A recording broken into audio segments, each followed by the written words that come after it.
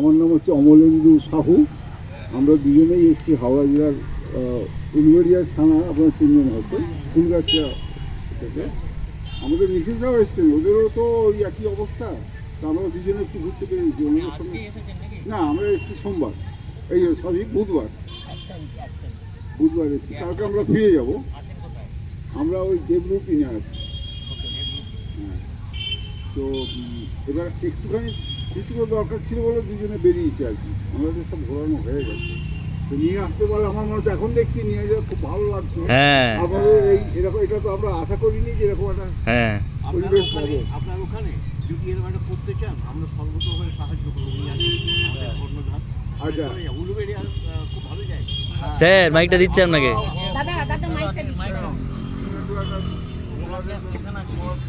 একটা গান শোনান, গান একটা গান শোনান।